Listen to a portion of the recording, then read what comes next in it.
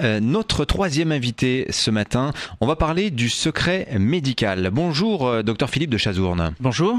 Alors, il y a des grands principes dans la médecine. Il y a d'abord ne pas nuire, par exemple. Le secret médical, c'est aussi une des valeurs cardinales de la médecine. Et ne pas la respecter, aujourd'hui, ça peut très concrètement vous conduire en prison. Pourtant, la loi santé qui a été votée au printemps vient en quelque sorte d'ouvrir la boîte de Pandore, puisqu'elle va autoriser de nombreux professionnels, dont certains ne travaillent pas dans le domaine de la santé, à accéder à ces informations contenues dans le dossier médical d'un patient. Et ça, vous, en tant que médecin, docteur, vous êtes proprement révolté. Le gouvernement est-il en train de tuer le secret médical, docteur de Chazourne ? Alors d'abord, merci à Sud Radio. On m'a dit en régie qu'on coupait pas le micro, donc je vous remercie parce qu'il y a plein d'endroits justement où le secret médical, il faut pas en parler parce que c'est secret.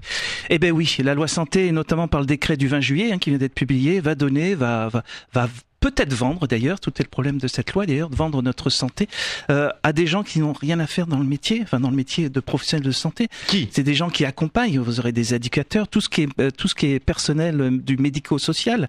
Et quand vous voyez le texte, que c'est très clair, mais vous avez en fait tout le monde.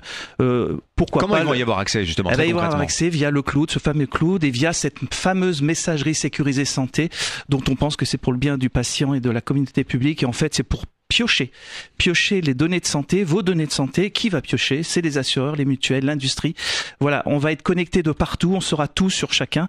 C'est dramatique et tout ça fait dans le plus grand silence parce qu'il faut savoir lire entre les lignes. Et quand vous mettez en parallèle la nouvelle convention médicale qui vient d'être signée il y a 10 jours, la loi santé et ce qu'on appelle les territoires de santé numérique, dont la Réunion, et je suis médecin généraliste à la Réunion, eh bien tout ça, vous avez un lien. Un lien, c'est la perte du secret professionnel et la marchandisation de nos données médicales. Mais ça veut dire, docteur, que demain, il y aura un dossier médical partagé qui sera peut-être inscrit sur votre carte vitale, le médecin chez qui vous irez ou l'auxiliaire de santé. Ça peut être des ostéopathes, par exemple, qui sont quand même une profession médicale. Aujourd'hui, ils n'ont pas accès à ça.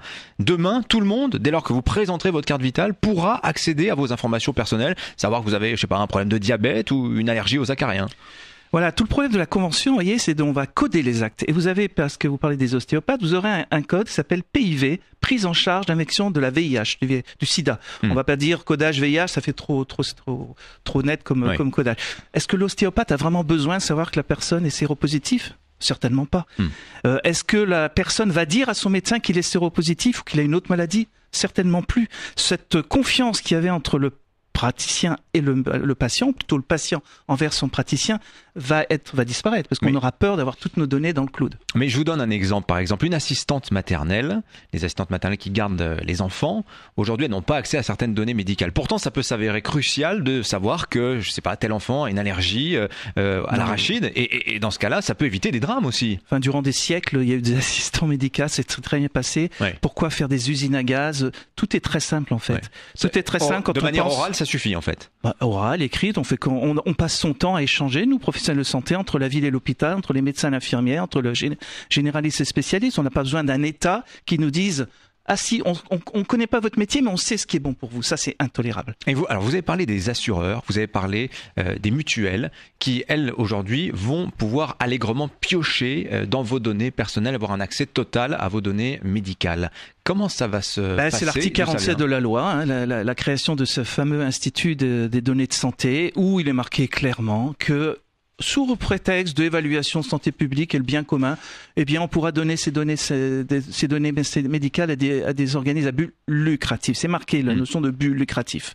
Et donc, cette loi, c'est une marchandisation de la santé, encore une fois, et une privatisation de la santé à tout le lobbying industriel, alors pas que pharmaceutique, mais industriel notamment. C'est quoi la conséquence pour vous, pour moi La conséquence, vous le verrez quand vous cotiserez à une mutuelle, c'est que tout ça, ça a un coût.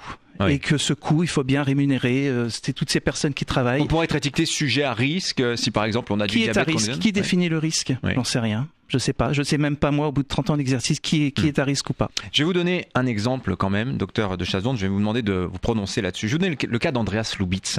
C'était le copilote de la Germanwings. On a su après la catastrophe de la Germanwings, 150 morts, le crash de cet appareil dans les Alpes, qu'il était en sévère dépression. Si son employeur avait été au courant de son état de santé, probablement qu'il n'aurait pas volé sur cet appareil et le drame aurait été évité. Ça plaide clairement en faveur d'un partage du secret médical. Alors c'est très drôle parce que c'est la conclusion de notre vice-procureur adjoint qui sera là au débat tout à l'heure qu'on organise avec Michel Rivasi au Parlement européen à 11h, boulevard Saint-Germain. C'est la question, tout le problème est là.